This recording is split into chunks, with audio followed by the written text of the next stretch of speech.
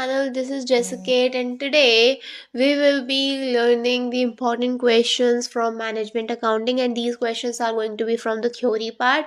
So, we will be covering this right now. So, without wasting any further time, let's go to the topic. So, the very first topic is Introduction to Management Accounting. This is unit number 1, and the very first question is Meaning of Management Accounting, Objectives, and Limitations.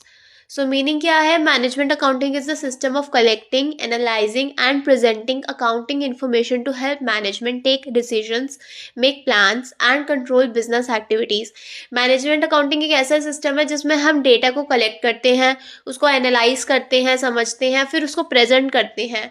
ठीक है, और ये क्या हम present करते हैं? ये accounting information present करते हैं ताकि जो मैनेजमेंट है उसकी हम मदद कर सके कि किन किन चीज़ों में डिसीजन लेने में, प्लान्स बनाने में, और बिजनेस की जो भी एक्टिविटीज़ हैं, जो भी काम बिजनेस में होना है उसको कंट्रोल करने में. ये आउटसाइडर्स के लिए नहीं होता. जैसे कि आउटसाइडर्स में कौन आते हैं? शेयर होल्डर्स आ जाती है, गवर्नमेंट आ जाती है, जो इन्वेस्टमेंट कर रहे हैं वो आ जाते हैं. तो उनके लिए नहीं बनता, ये सिर्फ मैनेजर्स के लिए बनता है. मैनेजमेंट अब नाम में ही है ये मैनेजमेंट, मतलब जो बिजनेस की मैनेजमेंट है उसी के लिए हम अकाउंटिंग कर रहे हैं. तो उनकी हेल्प करेंगे, तो मैनेजमेंट की अगर अकाउंटिंग की हेल्प करेंगे तो जो हमारे इंटीरियर का काम है वो बेसिकली सही होगा, उनका सारा काम कंट्रोल होगा. तो ये मैनेजर्स के लिए ही है. In short, management accounting is equal to accounting for internal decision making. यहाँ पे जो हमारे बिजनेस के अंदर का काम है ना, अंदर के जो डिसीजंस लेने हैं उसके लिए जो हम अकाउंटिंग कर रहे हैं उसको ही हम मैनेजमेंट अकाउंटिंग कहते हैं. अब इसे बोल रहे हैं why is it called the best tool for management. इसको हम मैनेजमेंट का बेस्ट टूल क्यों मानते हैं? Because it help management to increase profits, reduce waste, take correct decisions, plan future activities, control cost. हम मैनेजमेंट का बेस्ट टूल इसको इसलिए कहते हैं क्योंकि ये मैनेजमेंट की हेल्प करता है प्रॉफिट बढ़ाने में, हमारा वेस्ट कम हो, हम अच्छे डिसीजंस ले पाएँ, सही डिसीजंस ले पाएँ. ठीक है, फ्यूचर एक्टिविटीज़ को प्लान कर पाएँ और कंट्रोल कर लें हम अपने खर्चे जो आ रहे हैं. जब इतनी चीज़ों में हमारी कोई चीज़ मदद करेगा तो हम उसको बेस्ट टूल ही कहेंगे. नेक्स्ट है ऑब्जेक्टिव्स ऑफ मैनेजमेंट अकाउंटिंग. इनका मतलब ऑब्जेक्टिव क्या है, इनका मोटिव क्या होता है मैनेजमेंट अकाउंटिंग का, एग्जिस्ट क्यों करती है. मतलब मैनेजमेंट अकाउंटिंग अगर एक चीज़ किसी चीज़ का नाम है और वो वहाँ पे है तो उसका क्या काम है और वो वहाँ पे क्यों है. सबसे पहले ये हम प्लानिंग करने के लिए यूज़ करते हैं. Helps in future planning through budgets.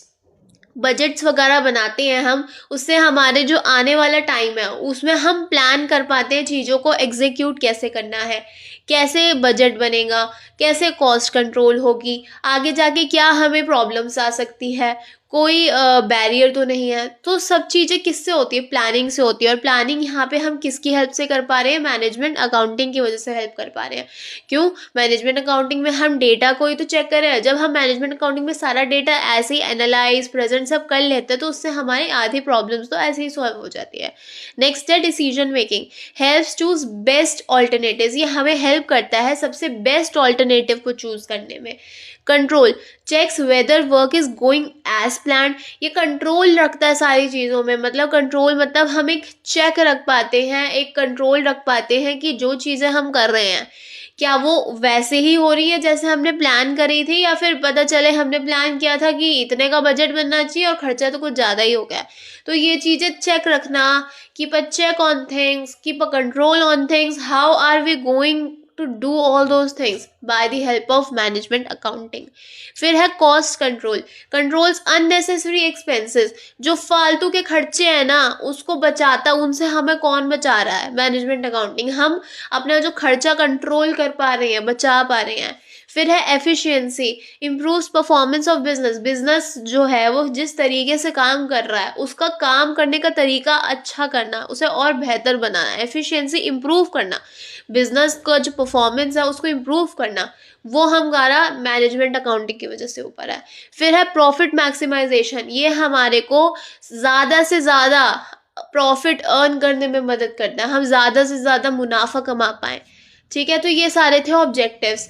अब बात करते हैं लिमिटेशंस और मैनेजमेंट अकाउंटिंग की। लिमिटेशंस को हम वीकनेसेस कह सकते हैं कि हमने अभी तक जितनी भी चीज़ें पढ़ी वो सब मैनेजमेंट अकाउंटिंग की अच्छी बातें बताती थी, वो सब मैनेजमेंट अकाउंटिंग के पॉजिटिव पॉइंट्स बताती थी। पर जब हम यहाँ बात करते हैं लिमिटेशंस की तो हमें समझ आता है कि ऐसी कौन सी चीज़ है जो चीज़ें सही नहीं है या जो चीज़ें नेगेटिव ओपिनियन देती हैं मैनेजमेंट अकाउंटिंग का, या वीकनेसेस बोल लो। तो वीकनेसेस क्या क्या है यहाँ पे? सबसे पहली वीकनेस है कि सबसे पहली वीकनेस ये है कि मैनेजमेंट अकाउंटिंग जो है वो पास्ट डेटा पे डिपेंड करती है।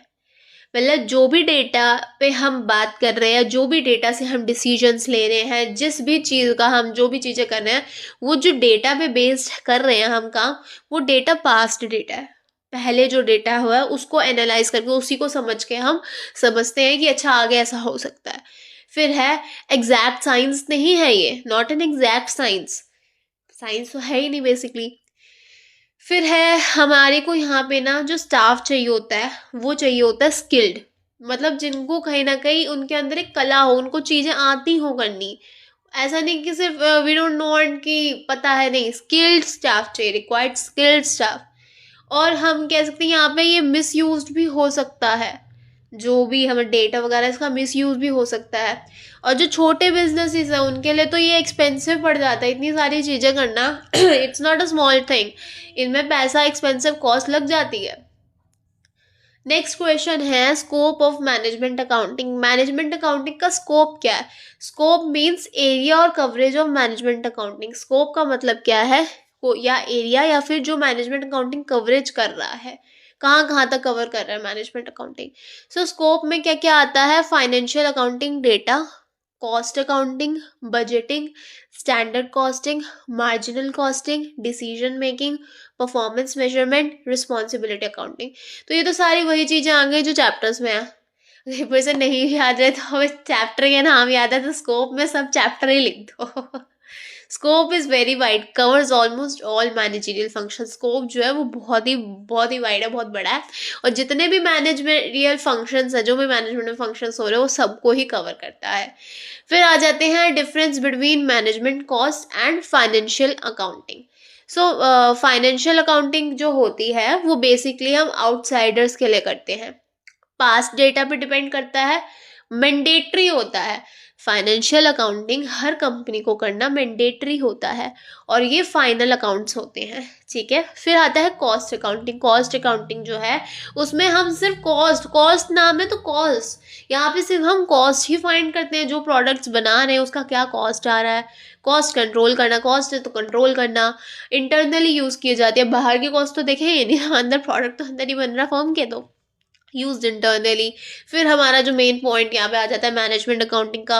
मैनेजमेंट अकाउंटिंग जो है वो डिसीजन मेकिंग में पहली तो बात मदद करती है, मैनेजमेंट या मैनेजमेंट को ज़्यादा फोकस किया जाता है। फिर है फ्यूचर ओरिएंटेड, ये ऑब्वियसली बात है, हम कोई चीज़ प्लान करते तो वो ऐसे ही फ्यूचर की बन जाती है। फिर है फ्लेक्सिबल है ये, फिर ये कंपल्सरी नहीं होती करना, क्योंकि ये मैनेजमेंट है, मैनेजमेंट एक तरीके से हम इंटरनली बस जो समझ रहे होते हैं कैसे हम कर सकते हैं, बेटर कैसे कर सकते हैं, वो भी कंपल्सरी नहीं है। So management accounting uses both cost and financial accounting. यहाँ मैनेजमेंट अकाउंटिंग दोनों ही चीज़ों को यूज़ करती है, फाइनेंशियल अकाउंटिंग को भी यूज़ कर लेती है और कॉस्ट अकाउंटिंग को भी यूज़ कर लेती है, मतलब डेटा के अकॉर्डिंग।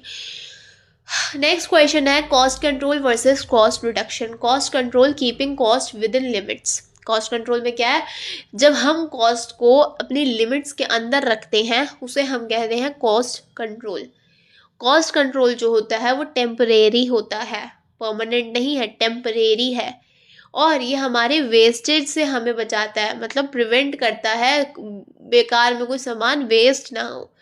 ये होता है कंट्रोल, कॉस्ट को कंट्रोल कर लिया, कॉस्ट को विद इन लिमिट्स रखा। कॉस्ट रिडक्शन क्या होता है, परमानेंट रिडक्शन इन कॉस्ट, मतलब हाँ पहले वाले में टेम्परेरी था, आप लिमिट में रख रहे हो, पर यहाँ पे परमानेंटली हटा दिया आपने किसी चीज़ को, आपने कंट्रोल में भी नहीं, उसे हटा दिया कॉस्ट को। और ये कॉन्टिन्यूस प्रोसेस है, ये चलता ही रहता है और ये हमारी एफिशिएंसी को इम्प्रूव करता है। सुपीरियर कौन सा है इसमें से? So cost reduction is superior because it permanently lowers cost.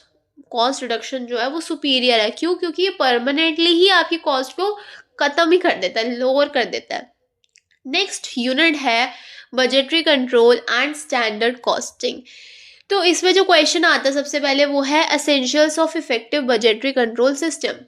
Meaning budgetary control means planning through budgets and comparing actual results with budgeted results। budgetary control का मतलब क्या है, हम बजट के थ्रू प्लानिंग करते हैं और कंपेयर करते हैं हमारा जो एक्चुअल रिजल्ट है और जो हमने बजटेड रिजल्ट्स बनाए थे। मतलब जो चीज़ हमने प्लान करी थी, एक बजट बना के चला था कि इतना हमारा आएगा और ऐसे रिजल्ट निकलेगा। अब हमारा जो असली में रिजल्ट आ चुका है रियल लाइफ में, फिर उसको जो हम कंपेयर करते हैं उसी को हम क्या कहते हैं, बजटरी कंट्रोल। एसेंशियल्स क्या है इसके, हमारे पास क्लियर ऑब्जेक्टिव होता है, proper organisation, realistic budgets, supports of top management, regular reporting, proper coordination, flexible budgets, ये सारे इसके एसेंशियल्स हैं। कहीं कहीं पॉइंट्स है जो आ रहे हैं। नेक्स्ट क्वेश्चन है budget manual. A budget manual is a written document that explains budget procedures, duties of staff, budget period, budget forms. It acts as a guide book for budgeting. Budget manual एक simple सी बात है, एक document है जो कि हमें इतनी सारी चीज़ें बताते हैं कि बजट का प्रोसीजर क्या है, जो स्टाफ हमारे फर्म में काम कर रहा है उनकी ड्यूटीज़ क्या है, बजट का कितना कहाँ से कहाँ तक का पीरियड है और बजट फॉर्म्स क्या क्या है। ये एक तरीके से गाइडलाइन या कह लो गाइड बुक है जो बजटिंग बताती है। मतलब बजट के बारे में पूरी चीज़ें जो है ये गाइड बुक की तरह काम करती है बजट के लिए। नेक्स्ट क्वेश्चन है fixed budget versus flexible budget. Fixed budget क्या होता है, prepared for one activity level. जब हमें कोई एक एक्टिविटी, एक लेवल पे जो एक्टिविटी करनी हो उसके लिए हम बनाते हैं फिक्स्ड बजट। ये चेंज नहीं होता, फिक्स्ड चेंज नहीं होगा, फिक्स्ड है। और ये लेस रियलिस्टिक, ये रियलिस्टिक नहीं होता थोड़ा, मतलब रियल लाइफ में अगर हम बात करें तो ये इतना रियलिस्टिक नहीं है। बट जब हम फ्लेक्सिबल बजट की बात करते हैं तो ये एक्टिविटी के लेवल के साथ चेंज होता रहता है। जैसे जैसे आपकी एक्टिविटी का लेवल चेंज होगा वैसे वैसे हो, क्योंकि बड़ा फ्लेक्सिबल है ना, ये ज़्यादा यूजफुल है और ये ज़्यादा रियलिस्टिक है। मतलब रियल लाइफ में अगर मैं बात करूँ तो मैं फ्लेक्सिबल बजट को ज़्यादा रियलिस्टिक मान के चलूँगी, दैट हाँ ये कहीं लगता है बट वो नहीं लगता, ये ज़्यादा यूजफुल है। So flexible budget is better because it adjust according to the actual output. मतलब जो एक्चुअल आउटपुट आएगा असलियत में उसके अकॉर्डिंग ये एडजस्ट हो जाता है, तो ये फ्लेक्सिबल बजट ज़्यादा बेटर है। नेक्स्ट क्वेश्चन है मास्टर बजट। मास्टर बजट का क्या मतलब है, a master budget is the final summary budget of all the functional budgets. Master budget जो है एक समरी की बजट की तरह काम करता है। जो फाइनल समरी बजट है, मतलब फाइनल में सब चीज़ों को एनालाइज कंक्लूड करके जो बजट आ रहा है ना, वो होता है मास्टर। नाम से ही पता चलो मास्टर बजट आ रहा है यार। तो जितने भी फंक्शनल बजट्स हैं, ठीक है, उनकी जो फाइनल समरी है वो है मास्टर बजट। इसमें क्या क्या इंक्लूड होता है, इसमें होता है सेल्स बजट, इसमें होता है प्रोडक्शन बजट, इसमें होता है कैश बजट, इसमें होता है प्रॉफिट एंड लॉस बजट, इसमें होता है बैलेंस शीट बजट। आपने इसमें सुना ही कितनी सारी चीजें आगे छोड़ा गया है लोगों ने। सेल आ गई, प्रोडक्शन आ गई, कैश आ गया, प्रॉफिट लॉस आ गया, बैलेंस शीट आ गई, सब तो इन्होंने ले लिया, तभी तो यह है master budget. It shows overall financial plan of the business. ये हमारे बिजनेस का पूरा जो फाइनेंशियल प्लान है ना, ओवरऑल फाइनेंशियल प्लान उसको शो करता है। नेक्स्ट क्वेश्चन है standard costing versus budgetary control. Standard costing versus budgetary control हम समझते हैं। सबसे पहले इनके बीच की सिमिलैरिटी को समझते हैं, फिर इनके बीच की डिफरेंस को समझेंगे। सिमिलैरिटी क्या है कि दोनों ही कंट्रोल कर रहे हैं टेक्निक्स, मतलब both are control techniques.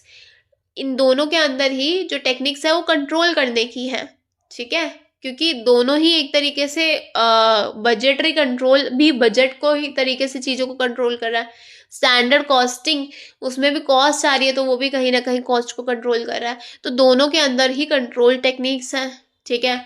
Both compare actual versus standard और बजट। दोनों ही जो एक्चुअल रिजल्ट्स आता है ना, वो अपने अपने रिजल्ट से करते हैं कंपेयर।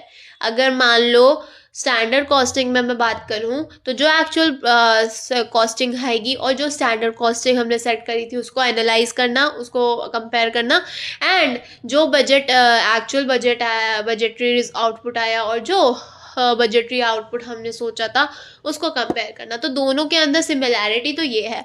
अब हम डिफरेंस की बात कर लेते हैं। सो बजटरी कंट्रोल जो है वो ओवरऑल प्लानिंग करता है, स्टैंडर्ड कॉस्टिंग जो है सिर्फ कॉस्टिंग कंट्रोल।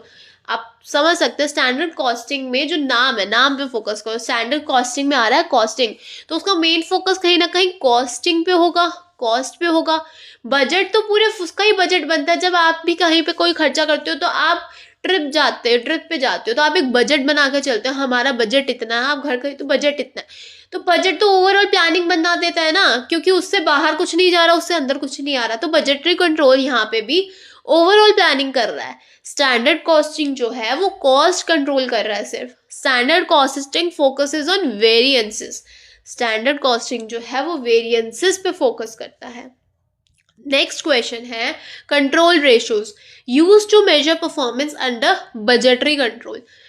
कंट्रोल रेशियो क्या है? ये यूज किया जाता है क्या मेजर करने के लिए? परफॉर्मेंसेस को मेजर करने के लिए। किसके under? Budgetary control. Budgetary control के अंडर जो भी हमारा काम हो रहा है उसको हम जब मेजर करते हैं उसको कहते हैं control ratios. Control ratios use किया जाता है। सो एक्टिविटी रेशियो क्या है? Shows level of activity achieve. Activity ratio activity को अचीव जो हो रही है, हमारा लेवल ऑफ एक्टिविटी अचीव जो हो गया उसको जो हमें दिखाना हो तो हम एक्टिविटी रेशियो का यूज करते हैं। फिर है capacity ratio, shows utilisation of capacity. यहाँ पे क्या ये शो कर रहा है कि जो हमारी कैपेसिटी जो है उसका कितना यूटिलाइजेशन हो चुका है, कितना हमने उसे कंज्यूम कर लिया है। फिर है efficiency ratio, shows efficiency of labour और रिसोर्सेज। यहाँ पे हम जो भी लेबर है काम कर रहे हैं या जो भी रिसोर्सेज हमारे यूज में आ रहे हैं उनकी क्या एफिशिएंसी है उसको शो करते हैं। तो activity ratio shows level of activity achieved, capacity ratio shows utilisation of capacity, efficiency ratio shows efficiency of labour और resources. The next unit is marginal costing versus variable costing. Marginal costing considers only variable cost for decision making. Marginal costing में हम क्या करते हैं? सिर्फ जो variable cost है, जो variable cost होगी, जो change होती रहती है, उसी को consider करते हैं decision making के लिए। एब्जॉर्प्शन कॉस्टिंग में हम क्या करते हैं? फिक्स्ड प्लस वेरिएबल कॉस्ट दोनों को ही इंक्लूड करते हैं। एंड हम ये किसके लिए यूज़ करते हैं? प्रोडक्ट की कॉस्टिंग के लिए यूज़ करते हैं एब्जॉर्प्शन कॉस्टिंग। वेरिएबल कॉस्टिंग जो है सिर्फ वेरिएबल कॉस्ट को ही हम यहाँ पे यूज़ करते हैं और ये हम फॉर डिसीजंस के लिए ही हम यूज़ करते हैं। ठीक है, नेक्स्ट क्वेश्चन है break even analysis and assumption. So break even point क्या होता है? सबसे पहले ये समझो, level of sales where no profit no loss.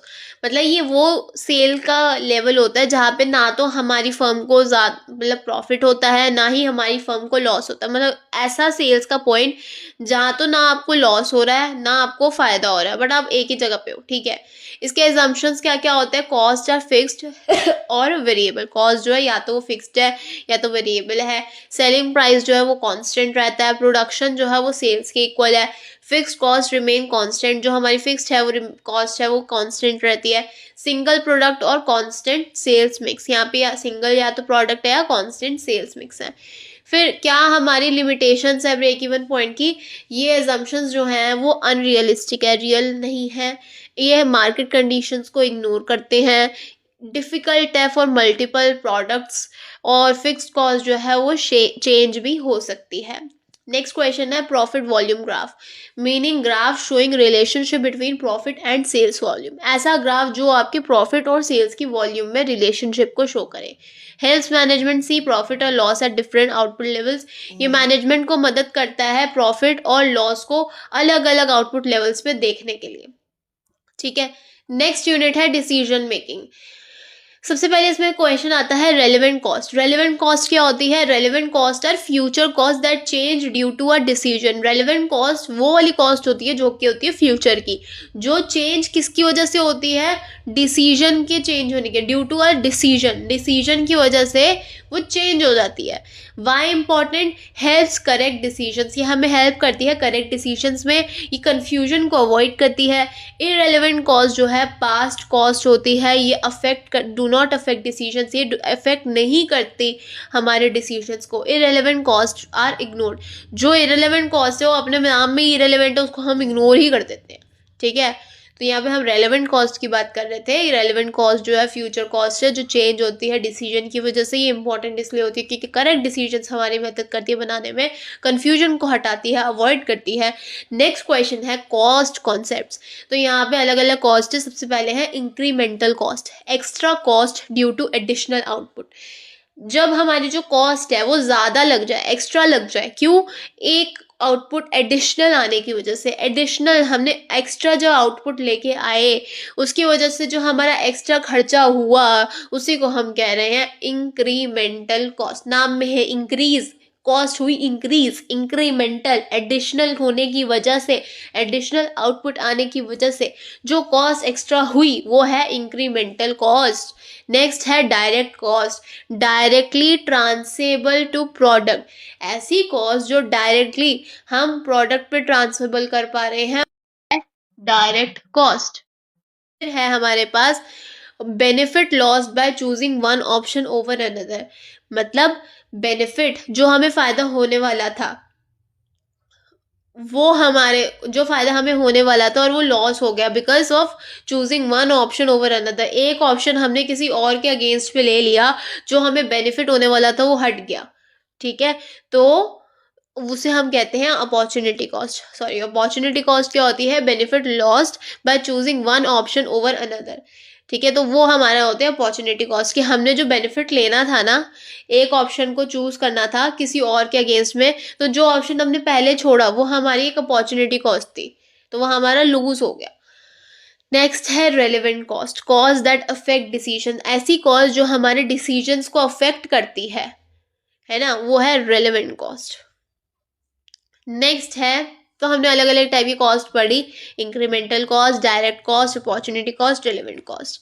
Next question है importance of marginal costing in decision making. Marginal costing का क्या इंपॉर्टेंस है डिसीजन मेकिंग में? यूज्ड इन प्राइसिंग डिसीजन, ये प्राइसिंग डिसीजन में यूज किया जाता है, मेक और बाय में, शट डाउन में, एक्सेप्टिंग स्पेशल ऑर्डर्स में और प्रोडक्ट मिक्स में। Best technique for short term decisions, सबसे बेस्ट टेक्निक है ये शॉर्ट टर्म डिसीजंस के लिए। यूनिट 5 जो है वो है परफॉर्मेंस मेजरमेंट। परफॉर्मेंस मेजरमेंट में सबसे पहले क्वेश्चन है responsibility centres. A responsibility centre is a part of organisation where a manager is responsible for performance. Responsibility centre ऐसा पार्ट है ऑर्गेनाइजेशन का जहाँ पे मैनेजर रिस्पॉन्सिबल होता है किसी भी परफॉर्मेंस के लिए। यहाँ पे टाइप्स कौन कौन से आते हैं? Cost centre, revenue centre, profit centre, investment centre. Next question है financial measures of divisional performance. Financial measures जो होते हैं डिविजनल परफॉर्मेंस के, वो क्या क्या है? Return on investment, residual income, profit, sales growth. Responsibility accounting, meaning system where responsibility is fixed and performance is evaluated. वो सिस्टम जहाँ पे रिस्पॉन्सिबिलिटी तो फिक्स्ड है पर परफॉर्मेंस को इवैल्यूएट करा जा रहा है। इसका एम क्या होता है? ब्लेम करने का नहीं होता, ये फ्यूचर परफॉर्मेंस को इम्प्रूव करने के लिए होता है। प्री रिक्विजिट्स क्या है? प्रॉपर हमारी ऑर्गेनाइजेशन है, क्लियर अथॉरिटी है, बजटिंग सिस्टम है, reporting system. So that is it. Hope you like this video. If you like this video, like and subscribe to the channel, and I'll see you in the next video. Till then, bye bye.